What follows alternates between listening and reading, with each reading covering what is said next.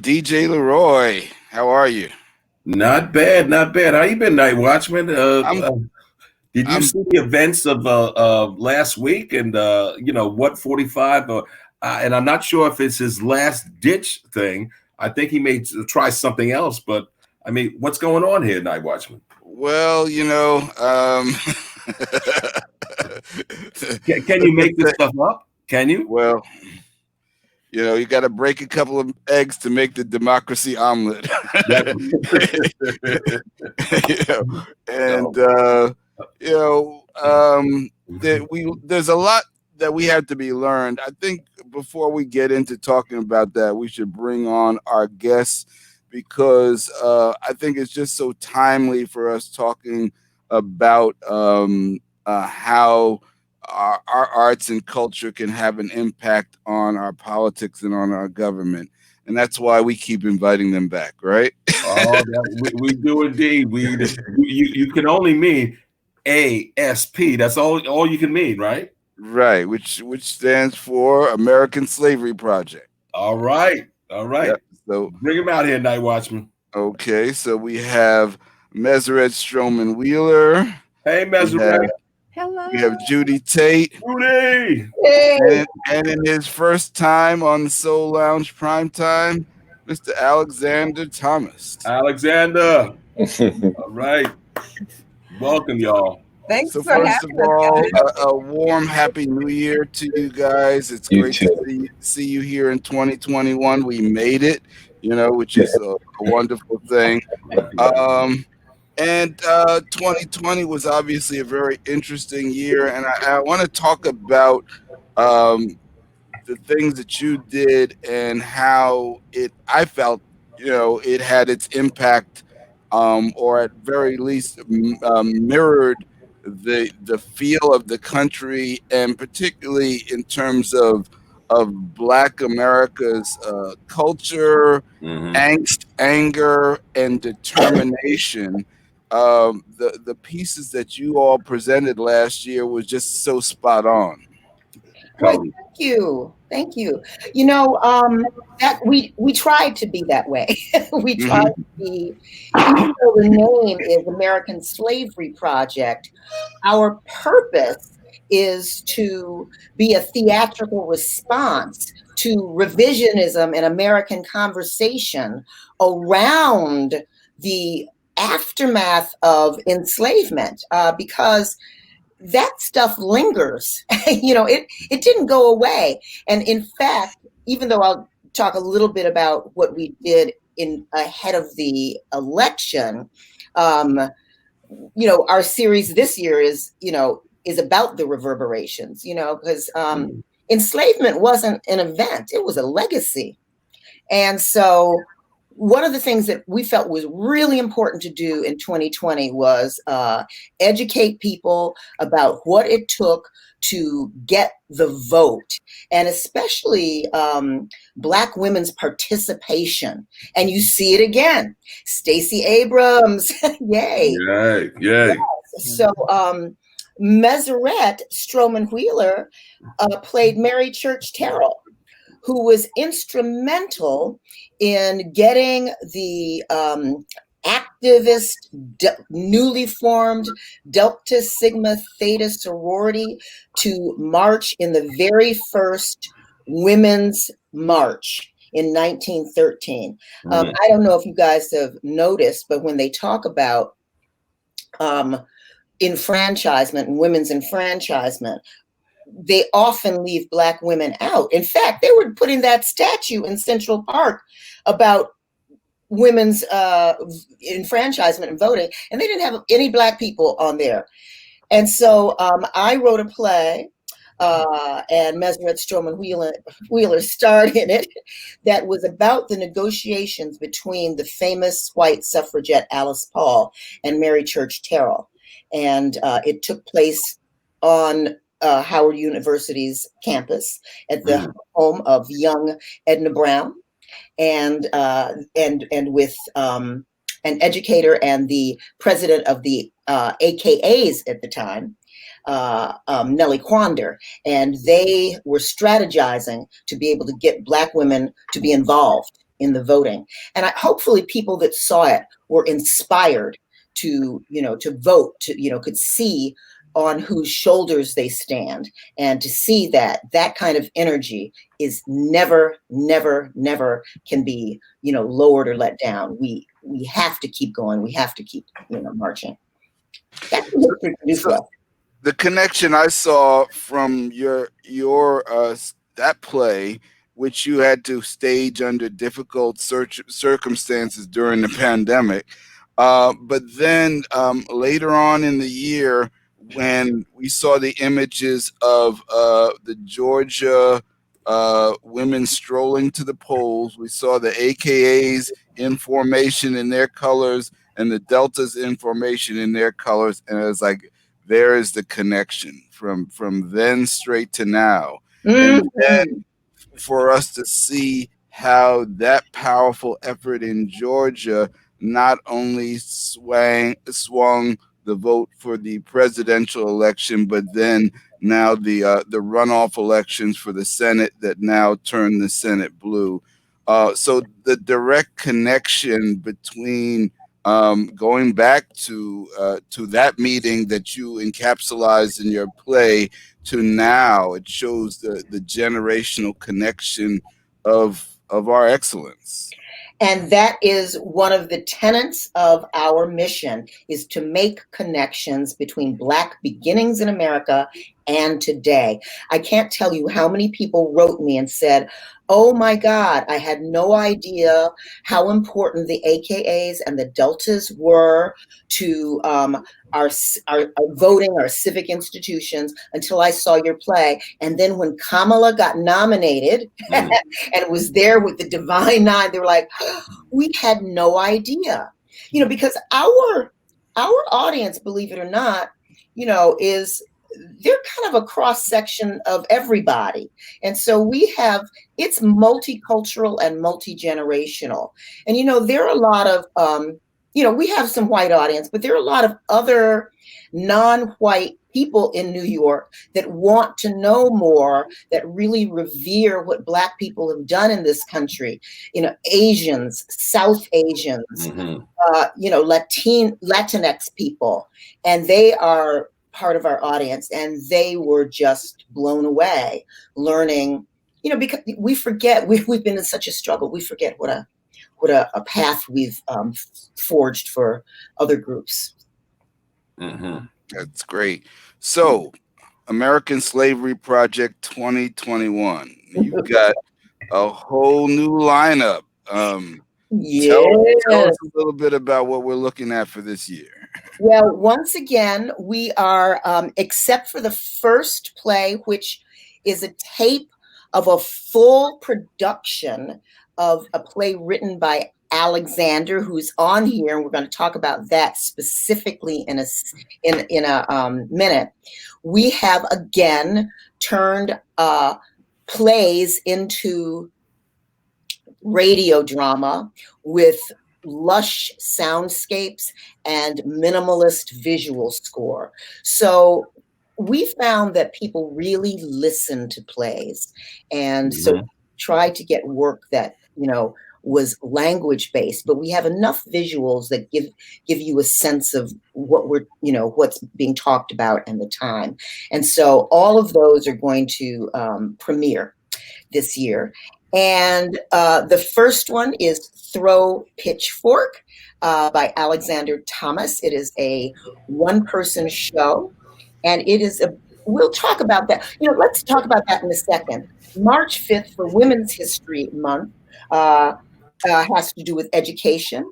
It's called You Can Get a Parent Plus Loan by a wonderful new writer, Camille Thomas. And the conversation is going to be about Black higher education in America and the crisis that a lot of young people find themselves in, trying to pay for that and being hungry on these campuses. Wow. In April, I think this is very timely. We have a duologue written by myself and a writing partner of mine who just passed away, the late Michael Slade.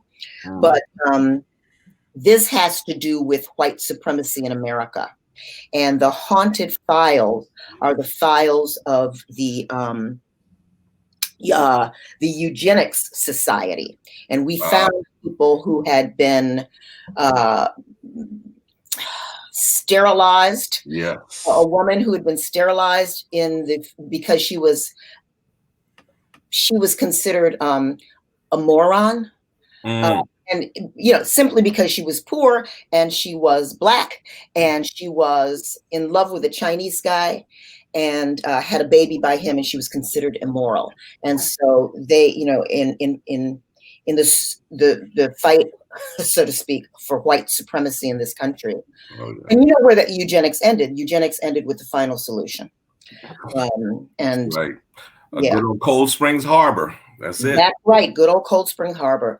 And so I think that's going to be very interesting for people. And then we had a contest. We have 2 student monologues from students in New York City schools who are immigrants. And they're going to be talking about their experience as immigrants in today's, in today's America.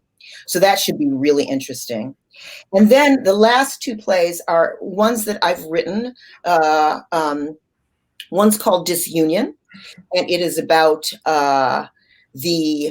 it's about healthcare and the nonprofit world, about a young woman who is trying to find healthcare. She's a single mother with a child, and so this is I think it's very interesting because we often forget about the nonprofit world and actually treating those workers with respect, right? And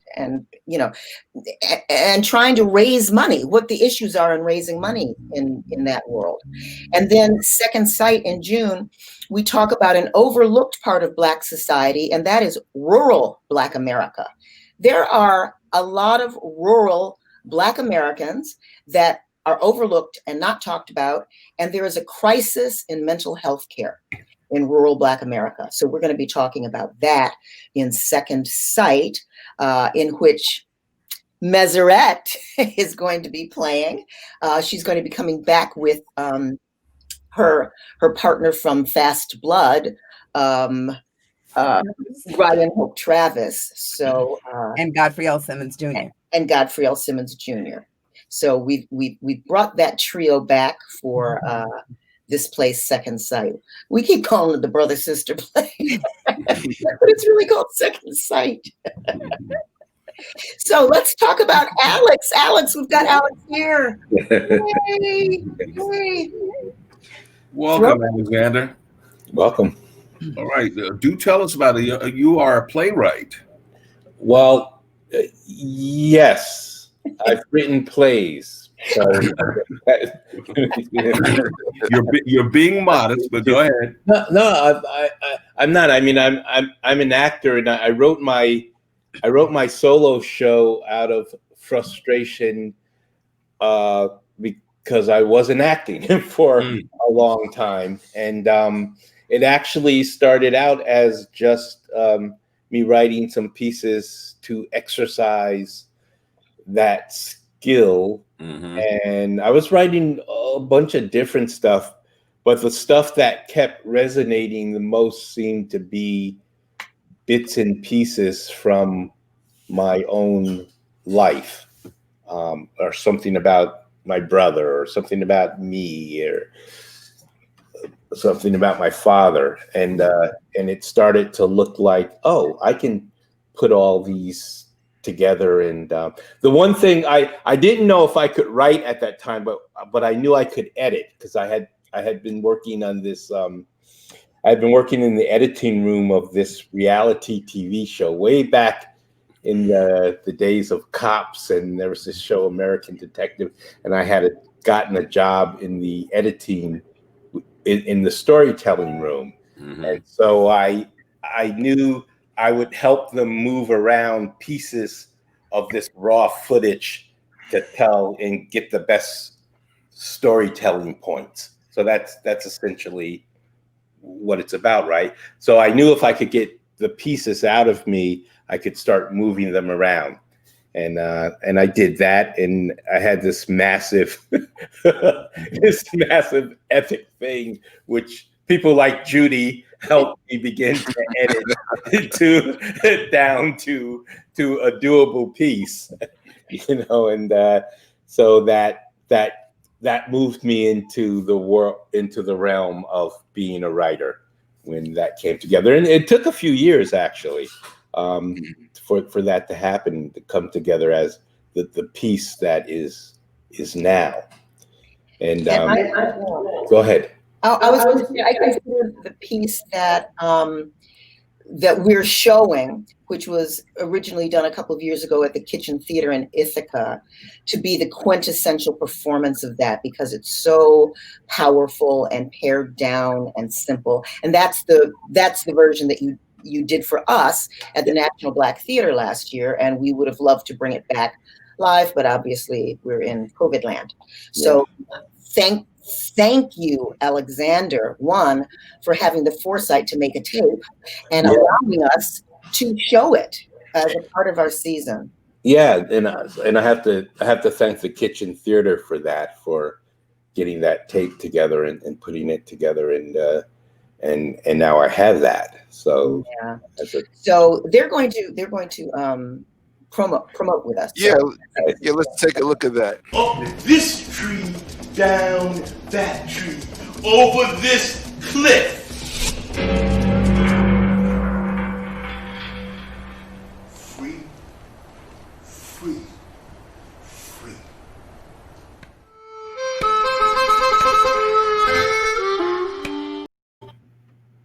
All right. Wow. Okay. So, tell us a little bit about the title, "Throw Pitchfork," and just a little bit about the piece itself. Yeah, I mean the title. It's funny when I had so many titles, and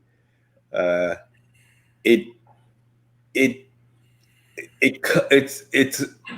essentially it's from an incident that happened in my life when I was 6 years old. My father, who had, by the time I was born, had a raging problem with alcohol, in a drunken rage, threw a pitchfork at me. It just missed me. And I don't know if he had the wherewithal to intentionally throw it to just miss me, or if he was just flinging it. And so I sort of, he passed away when I was 8 years old. I didn't know a lot about him, and I learned. So I sort of grew up with that as in my background and in my psyche, I suppose. And what's interesting about the play to me is that as I grew up and became more familiar with psychology and how things work and what things are passed on, and became to realize that I grew up with what is called in sort of popular psychological terms a dysfunctional family. And when I started writing that piece, this idea of this dysfunctional family that I sort of inherit from my father, my older brothers, we all sort of have this legacy passed on. But then when I started looking into what really that legacy is, and my father grew up in the 20s in Alabama, and he had, so if I this is great. So he at one point he was arrested when he was 14, and for this minor offense, and he had a life sentence. And my father escaped prison at 24 after living for 10 years in an Alabama prison. And so with the clarification, I had sort of vaguely knew those stories, but as I was writing this and was clarifying that, I was like, well, damn, I used to drink the way he did if I didn't get a call back. So, you know, it's like, you know what I mean? I mean, the stuff that he went through. Mm-hmm. So for one, and then just my own experiences, early experiences with overt racism growing up in the 60s, coming of age. When I was 6, there's a bit in the play when I was 6 years old and I went down south. My mother, because we all grew up in Albany. By that time, my father had migrated to Albany and my mother took us down south. And, you know, I went into the wrong restroom in a bus station and had to be schooled real fast. So part of what I hope is communicated in the play, it's like, yeah, okay, I grew up in a dysfunctional family, but I also grew up in a dysfunctional society. So if my father throwing a pitchfork at me had a psychological impact on me, I'm sure being told you're not good enough to piss where other people piss probably shaped my concept of myself as well growing up. And with my father, I can only imagine what that did to him as a 14-year-old being in prison for 10 years. And, you know, so I think that's one of the legacies that Black men, some of us anyway, a lot of us get to carry is that we have, you know, all of the sort of terminology and ideas that are used in psychoanalyzing people that come out of this sort of Euro structure of, well, like what before the show, what Judy was saying about, like, basically white men behave this way and think this way and are affected this way, but what are the issues around them that create that? And so to sort of judge myself by the same criteria, that started to seem, this is not right, because there's more going on here than just that I grew up in a family that had dysfunctions. There's a lot more going on to that was shaping my world and my concept of myself. So I kind of hope some of that's explored in the play or gets people thinking about that.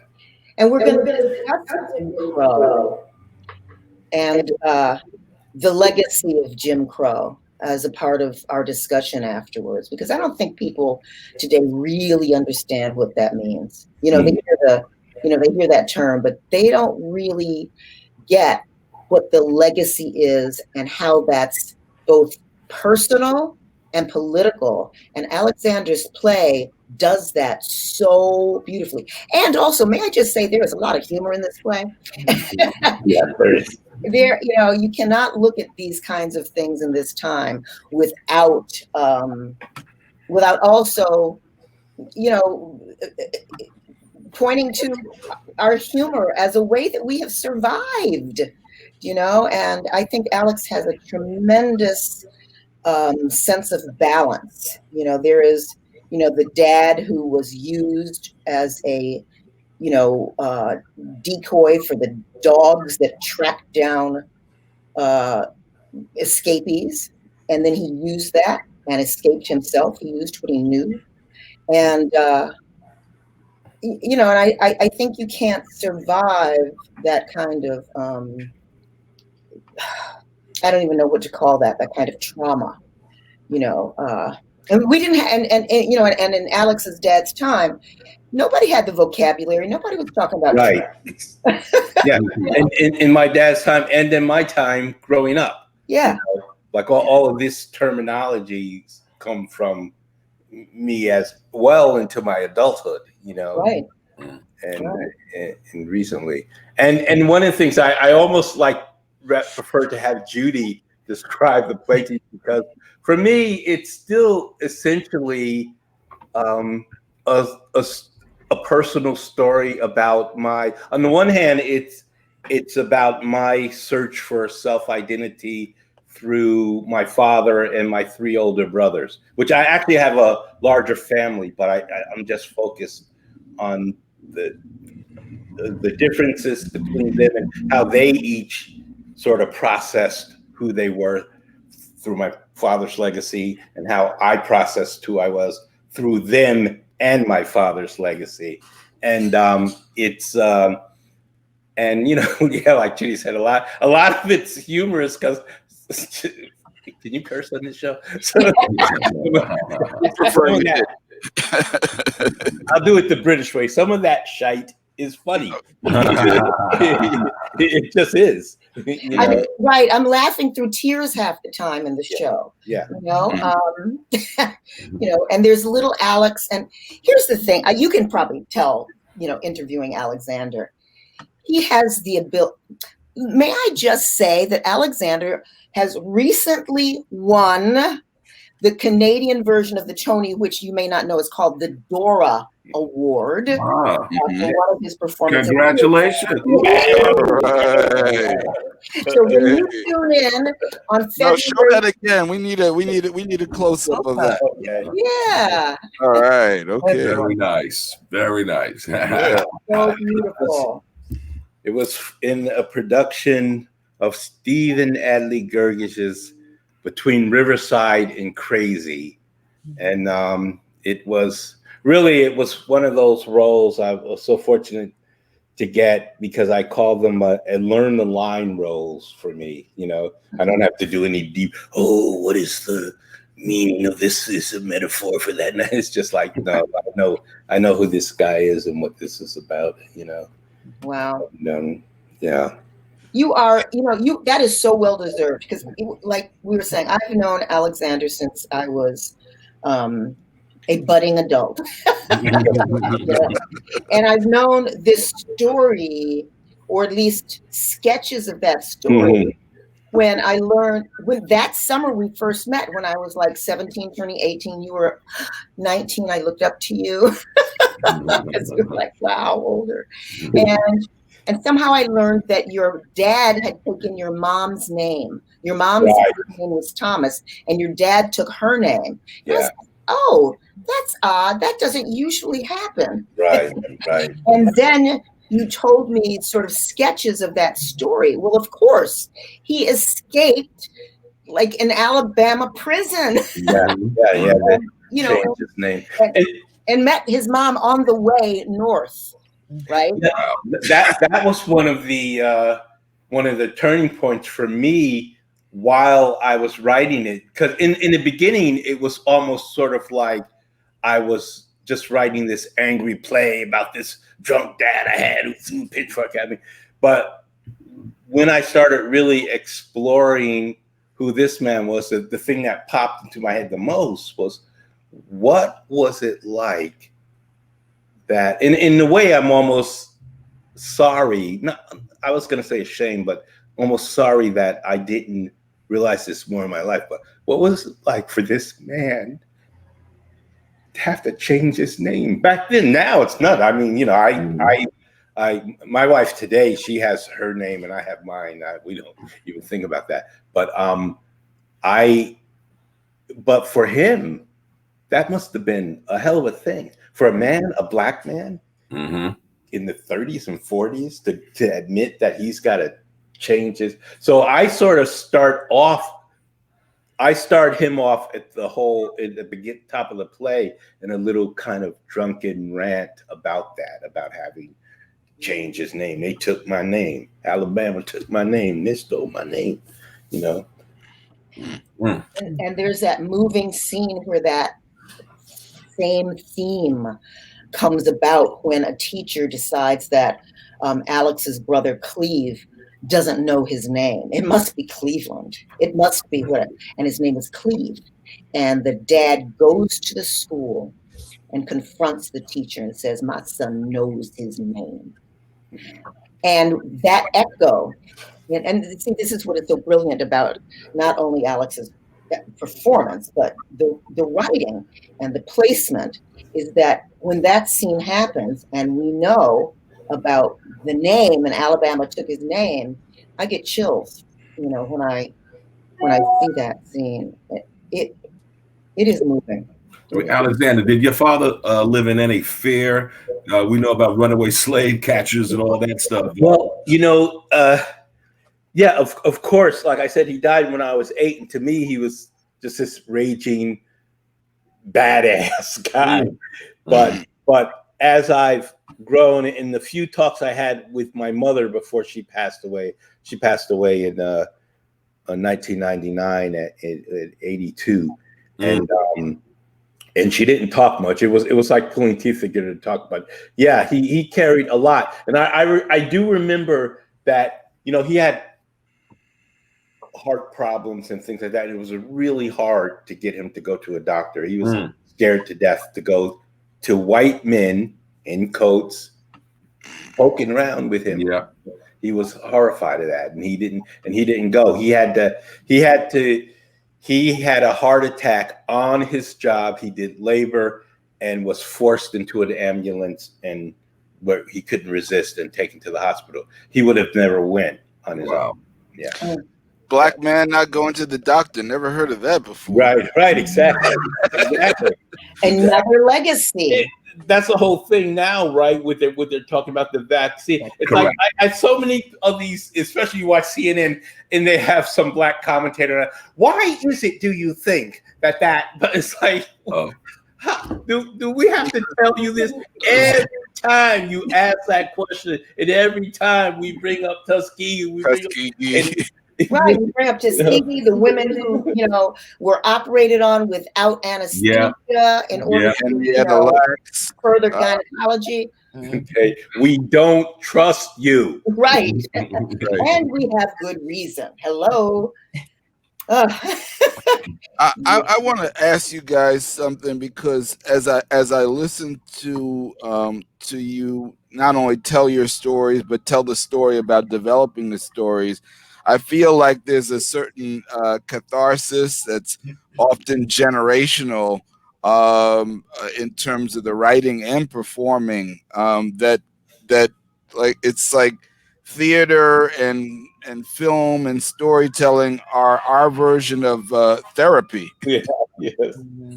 Yeah. I've said that often. Sometimes when I have a gig with this play, like at the kitchen, I go, well, I'm getting paid to do therapy. Which do you find more cathartic, acting or writing? Well, I don't know. I can't answer. I guess acting. I guess. Yeah, because I do it more. But no, certainly there's a real soothing thing to writing, to a real sort of connected thing. I wrote this little piece for Judy's project, American Slavery Project, that was still to this day, that's a cathartic little piece for me. So and that's when my writing's at its best, when I allow it to be that. Yeah, it's a play that we do. It was our first original play based on the burials at the African burial ground. And Alex wrote us a play for a baby, who's just learning to crawl, just learning to walk. And it's beautifully observed.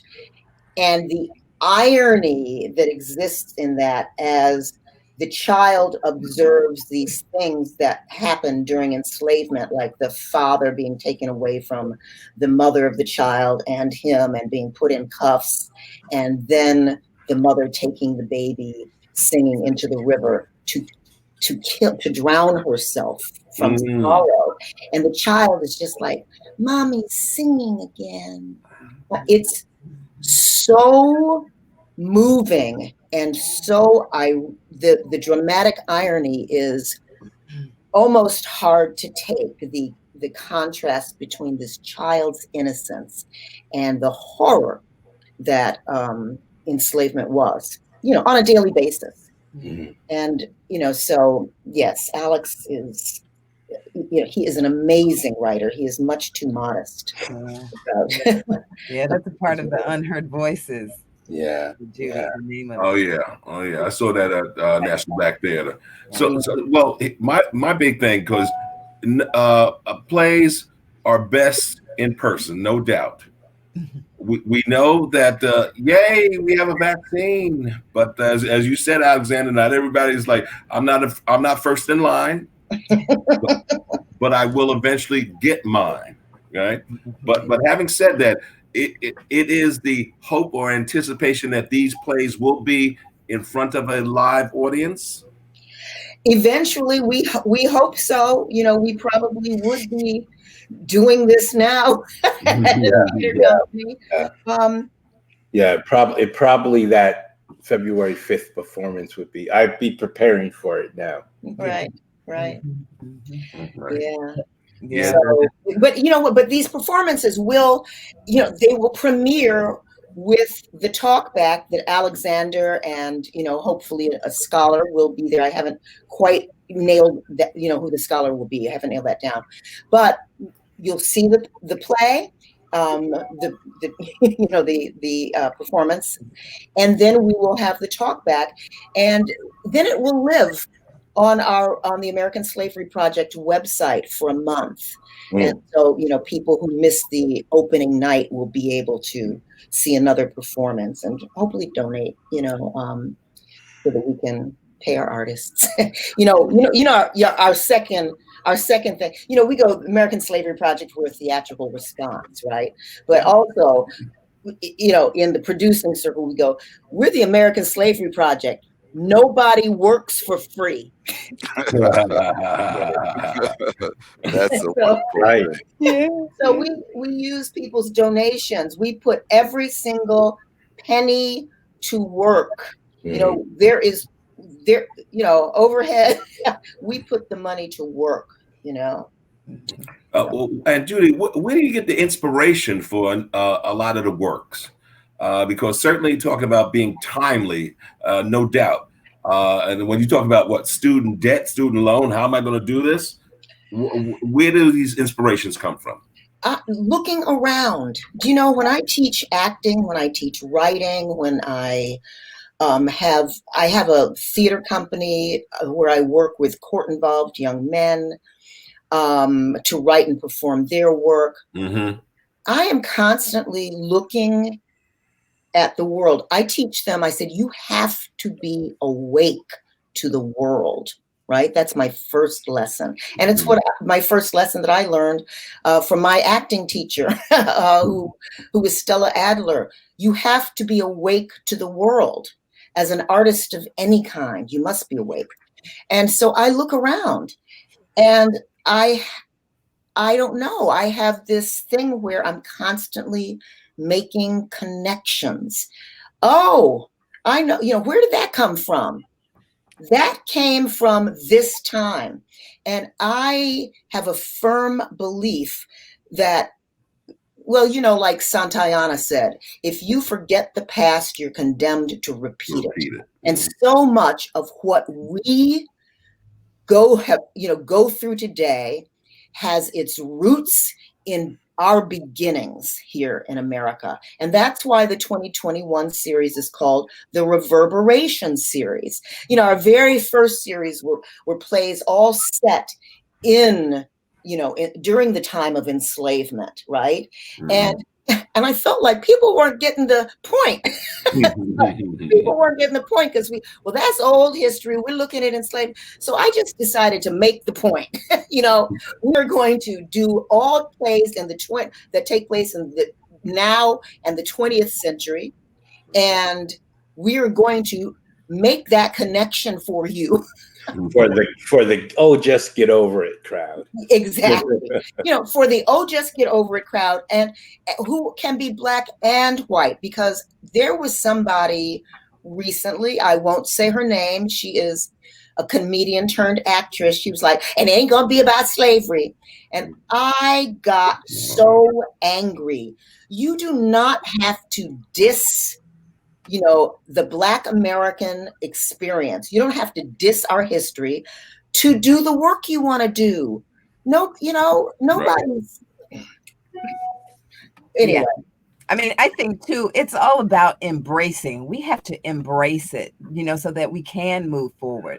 You know, I was fortunate enough to and blessed enough to do Judy's Fast Blood, the role of Effie, an enslaved Black woman. But what was so beautiful about it was that it was so richly written. Judy really wrote the character so well. I mean, she was a full-bodied woman. We got to see her life, the hardships that she faced, yes, but also the humor and the love in her life, in Judy's Fast Blood. We have it on our YouTube channel. But I just think that we as a culture, as Black people, have to embrace that. We can't be, oh yeah, that was slavery. Yeah, we went through that. No, yes, we went through that, and we're still surviving. Our ancestors went through so much, endured so much, so that we could be where we are. Well, actually, a little better, but we continue to work toward that. I don't know if this is. I think that this is a accurate thing to say. I think we're the only people that are told to throw away their history. Yes. I think you're right. Alexander, what you said in terms of get over it, that's really the mantra, So we certainly did have, and all of you saw the reckoning, well, what we believe a racial reckoning with the murder of George Floyd, and of course, Breonna Taylor, all those particular things. And then suddenly we had this coming together of everyone, different races coming together, because you had time, because you were home and you saw it. 8 minutes and 46 seconds. You saw that for yourself. But then, and correct me if I'm wrong, but have we reached a particular point where we're now told that, come on, guys, get over that? Okay. That was done. That was an aberration. The police aren't really like that. So you should now get over it, so to speak. Well, we're in an interesting time now where so much is documented in real time. And actually, if you look back historically, I mean, one of the reasons that the civil rights movement in the 60s was so effective was because we got it on film. It really started with Emmett Till and Mamie Till making the decision to have an open casket so that would be carried in the media. And it goes right back to what Alexander was saying, that part of systemic racism has been the erasure of history, not only the erasure of our history of excellence, but also erasure of the brutality of the oppression. And if you can forget or ignore exactly how bad it was, then you can continue on and say, oh, that was a long time ago, and but we've gotten beyond that.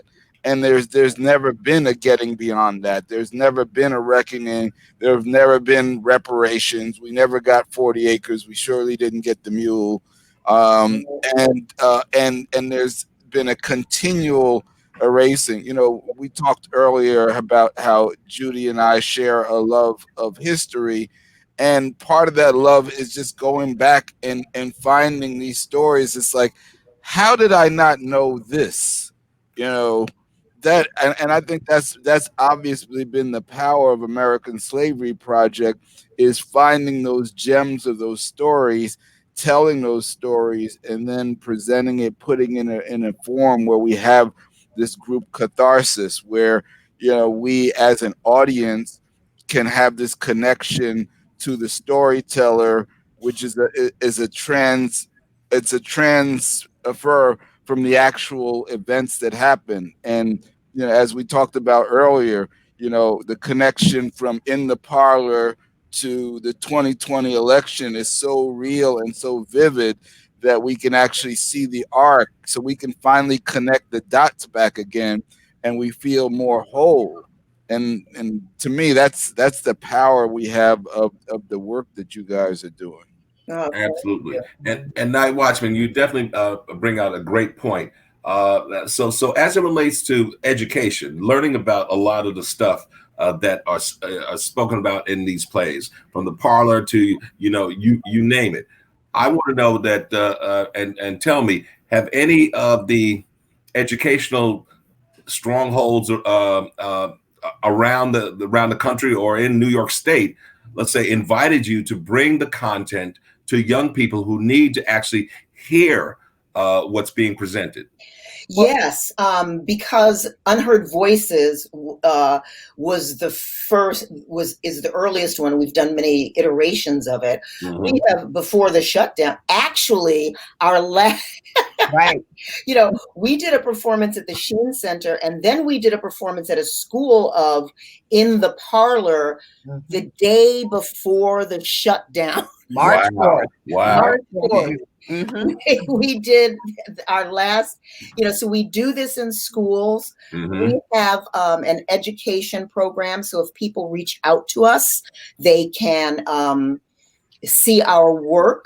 And we have a video of Unheard Voices that people will be able to rent for their use. And we've just completed an education packet for that. I'd say it's nearly completed. I have an education.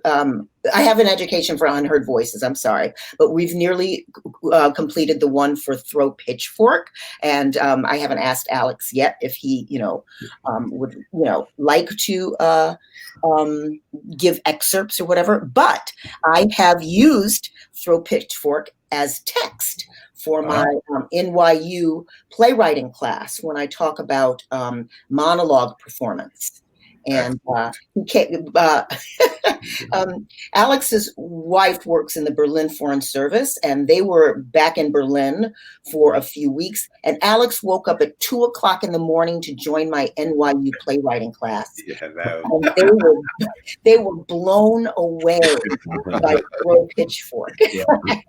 And yeah, that was interesting for me too, because I still sort of hold on to this sort of grassrootsy kind of identity with my acting and with my writing, because not a lot of formal training, but just putting it together. And so to have this piece be sort of dissected by these students of writing, and to have the writing chops of it hold up to that kind of scrutiny was really rewarding.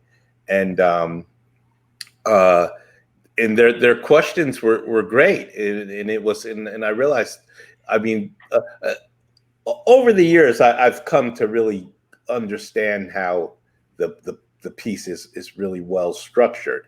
The structure was so organic to me that I didn't know it was following any rules of structure, you know what I mean? But I see how it really does, like what Judy pointed out about me having the information about the father up front, and then the thing with the name, and then the names later. That all kind of happened organically, and I think I think that that's probably the best way to come up with a form and a structure. Yes. A lot of people learn to write by writing many, many, many, many things. I learned to write by constantly improving a play that was taking a really long time to get produced. I was like, well, while I'm waiting for people to do that, I think I'll fix this. Oh, I think I'll fix this. By that time, you've got a master's degree in writing. Alex and I are both autodidacts in terms of writing. I never took, I never took a writing class, ever. I taught myself how to write. And so even when I teach writing, what I'm teaching them is what I tell my students. I'm teaching you how to learn. I'm teaching you how to be curious, how to observe the world. I'm teaching you how to ask questions. I can't teach you how to write. I know some techniques. I can point you in a direction, look here, look there, and I can critique your work. Well, Bob's in a workshop with me, so he knows how I work, right? Yes. I was laughing when Alexander was talking about his interaction with you, and I was like, Judy is the clarifier. That's all I can do, is I can help clarify. But it's also so interesting because there are the variations between what mode or medium you're writing for, and that's a whole nother thing. Is understanding the rhythm of storytelling is different depending on what medium you're telling the story in. But we're in an age where there's so much opportunity to go in so many different directions. So it's daunting, it's exciting, it's challenging, but again, I just see the power of this, not only the catharsis of being able to tell our own stories in the way that we need to tell them, but also the fact that now we have so many different platforms and way to tell them. And even like we saw in the pandemic, okay, we're going to tell Zoom stories, and all of a sudden people found ways to tell more isolated stories that dealt with how we were connected in a way that was different than we ever been connected before. And I'm really happy to get into this audio drama podcast sort of format that we, out of necessity, turned to last year. And because, I haven't heard, there weren't a lot of Black people using the podcasting platform. And there were a lot, we were listening to podcasts and there was a lot of sci-fi, on it. And I was like, well, but radio theater, went into radio drama, then became television, and so there's an opening for a lot of other kinds of work to be done as audio drama, to be done as podcasting. So that's very exciting. What have you guys seen lately that has inspired you? Oh, let's see. I've been going television or theater. Anything. Oh, I've been seeing there's so many things on. Meseret, you ponder that for a minute. Let me get some names. Well, I was just thinking Bridgerton. A period piece where they have African American actors. Actually, the queen is a Black queen, and she really did exist. Who is that? Is that Queen Charlotte? Yes, it is. Exactly. Yeah.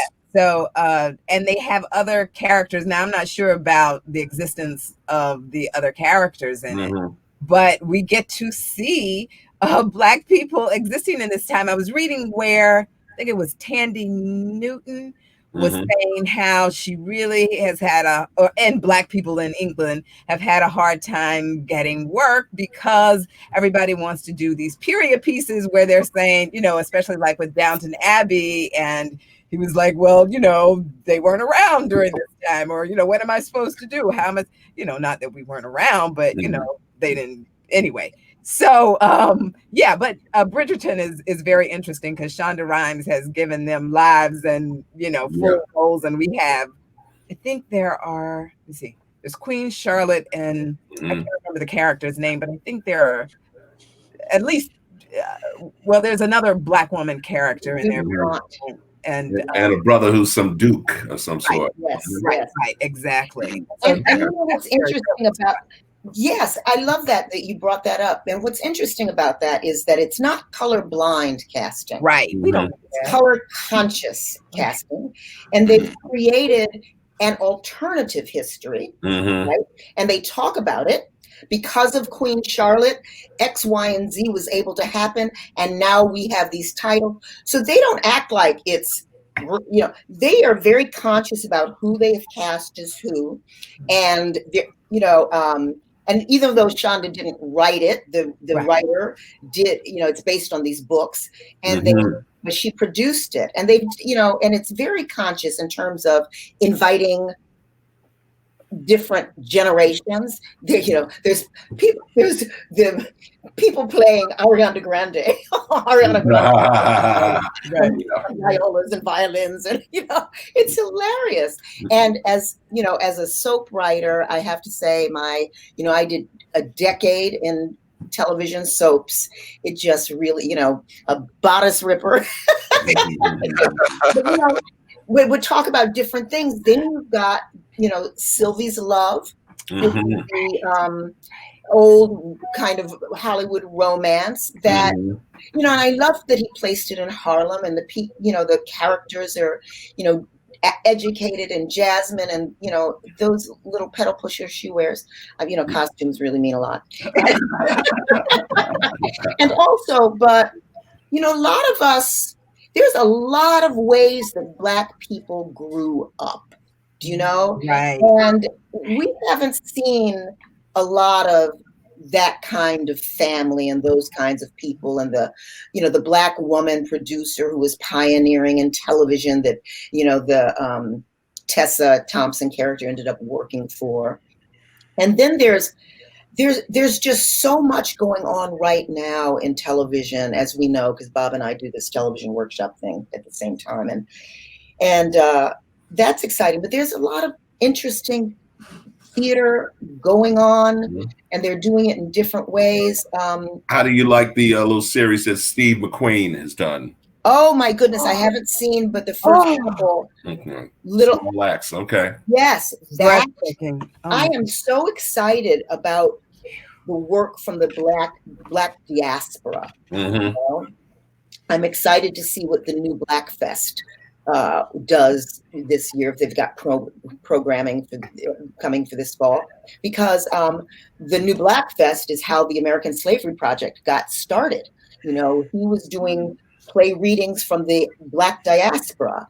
And in 2011, at the beginning of the sesquicentennial of the Civil War, I looked around and went, how come there's all these theaters doing these plays about Black history and they're cutting Black people out of the storytelling? 3 main stage productions, none of the playwrights were Black. So Black Fest said, let's do our own series. And we created the American Slavery series. And then the next year I took it off and created a project because I thought we had a lot of stuff to do. So, yeah. Right. Well, It's funny, I've gone in the other direction. I've been watching some science fiction, and I've been watching this thing, Raised by Wolves. I'm binging on now. Okay. And, now we're starting to have. They're starting to see Black people in the future. Remember when that there were no we exist? Yeah.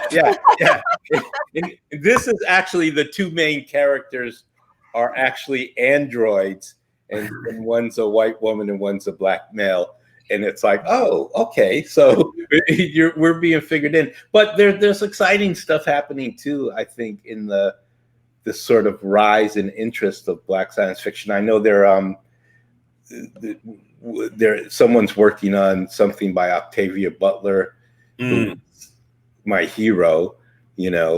I mean, yes, and I think that's starting to happen more. So I'm looking forward to that as well. Did you see Carnival Row?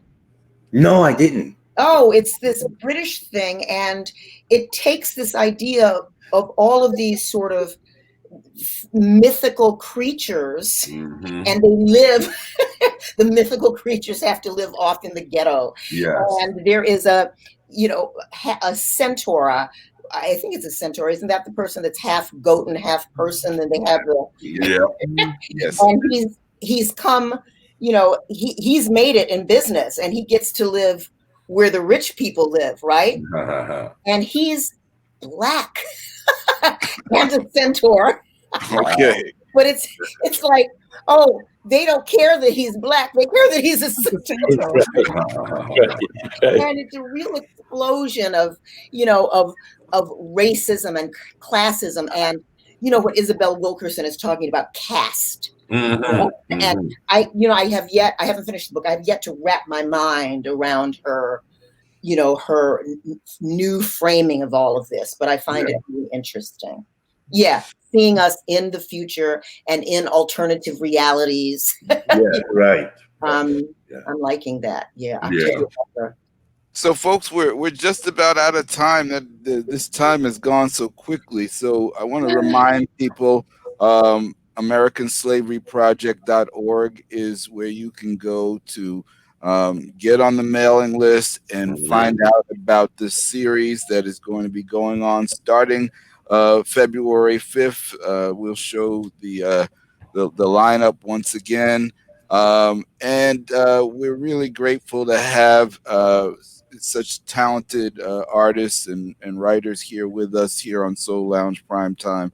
Well, Mary Watchman, you know they never let us down. You know this already. Yeah. So we saw the impact you had in 2020. We can't wait to see what happens in 2021. Absolutely. Thank you. Yeah. And well, you guys are great. This was very painless. I was like, oh no, an interview. this is a safe space. We're provocative in terms of ideas only, and we don't do any gotcha journalism here. We want to get to the stories, and we also have now started experimenting where we're doing talk back after we air on the radio and air on you guys ought to love that on Clubhouse. So we're inviting you guys back to join us on Clubhouse after this airs, and so it'll give people an opportunity to also jump in and interact and perhaps ask questions directly of you guys. So we're hoping that totally unfiltered. Okay. Yeah. So we're hoping that also exposes American Slavery Project to a new audience. We're so happy to give you guys a platform to just show this great work you're doing. So thank you for joining us on Soul Lounge Primetime. We're here. We air 7 p.m. Mondays on WHCR 90.3 FM in New York and live streaming on WHCR.org. At 8 o'clock on Mondays, we air on our YouTube premiere. And at 9 o'clock on Mondays, you can find us at Soul Lounge on Clubhouse. Yes. So thank you all for joining us. And thank you all. I'm sure you'll be back. Our favorite guest, Bob. Our favorite guest.